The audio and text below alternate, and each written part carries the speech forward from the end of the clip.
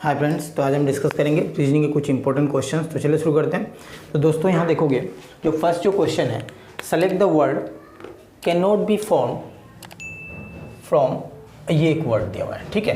तो यहाँ देखोगे यहाँ दिया हुआ है कैन नॉट बी फॉर्म, है ना, यानी ये जो वर्ड है। अब यहाँ जो चार ऑप्शंस दिए हुए हैं A B C and D, अब इन चारों ऑप्शंस में से एक ऐसा ऑप्शंस होगा जो बन नहीं सकता वर्ड, ठीक है ना।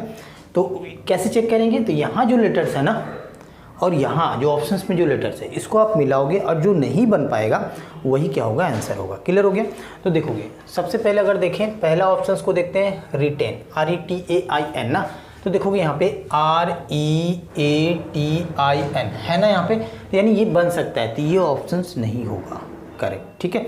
क्योंकि यहाँ बोला क्या है, कैन नॉट बी फॉर्म। ऐसे क्वेश्चंस SSC के एग्जाम्स में या फिर DHS के जो एग्जाम्स अभी जो होंगे वहाँ ऐसे क्वेश्चंस पूछे जा सकते हैं। तो ऑप्शन नंबर देखो दोस्तों, यहाँ देखोगे डी में रिटेंशन दिया हुआ है, एन आपको दिख रहा है दोस्तों, 2 बार दिख रहा है यहाँ पे, है ना। बट ऑप्शंस में देखोगे एन आपका एक ही बार है। तो ऐसे कंडीशन में जब भी यहाँ पे लेटर्स अगर यहाँ 2 बार है और यहाँ भी अगर सेम अगर 2 टाइम्स ना हो तो आंसर हमारा ये बन नहीं पाएगा, ठीक है ना। तो आंसर क्या हो जाएगा दोस्तों, ये बन नहीं पाएगा, कैन नॉट बी फॉर्म। तो ये तो हमारा फॉर्म नहीं हो पाएगा क्योंकि यहाँ पे एन 2 बार है बट यहाँ पे एन कितने बार है, एक ही बार है।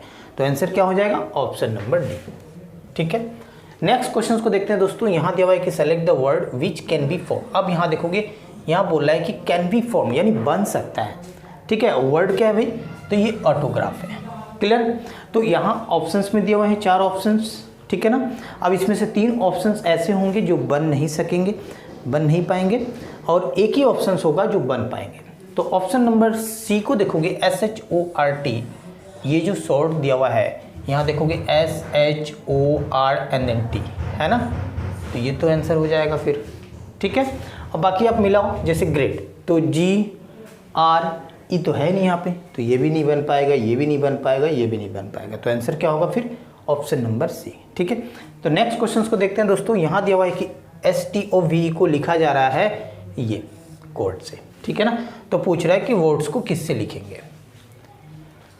तो ऐसे कंडीशन में दोस्तों यहाँ देखोगे STOVE और जो आपसे पूछ रहा है VOTES वर्ड्स, तो यहाँ पे देखोगे VOTES सेम ही है ना, बस क्या है अरेंजमेंट है ना कि S यहाँ पे फर्स्ट था तो यहाँ पे S हो गया लास्ट में। क्लियर हो गया। तो ये हम क्या करेंगे, यहाँ से डायरेक्ट कोड, यानी S के लिए F, T के लिए N लेंगे, O के लिए हो गया B, V के लिए हो गया L, E के लिए क्या लेंगे, K लेंगे। क्लियर हो गया। तो यहाँ देखोगे सबसे पहले है V, तो V के लिए क्या लेंगे, भी ये ले लेंगे, V के लिए L। तो पहला हो जाएगा L, उसके बाद O, तो O थर्ड में है, थर्ड में आपका B है, L B से स्टार्ट होगा, एंड द नेक्स्ट TES, तो T के लिए हो जाएगा आपका N, और E के लिए दोस्तों हो जाएगा K, उसके बाद बचा S, S के लिए हो जाएगा आपका F।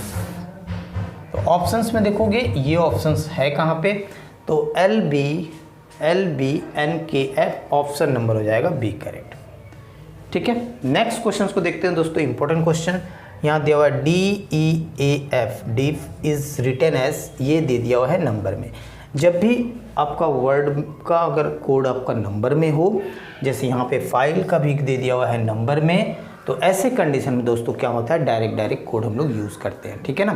तो जैसे यहाँ पे हो गया D के लिए 3 लेंगे, E के लिए 5 लेंगे, A के लिए 8 लेंगे, F के लिए 7 लेंगे। क्लियर।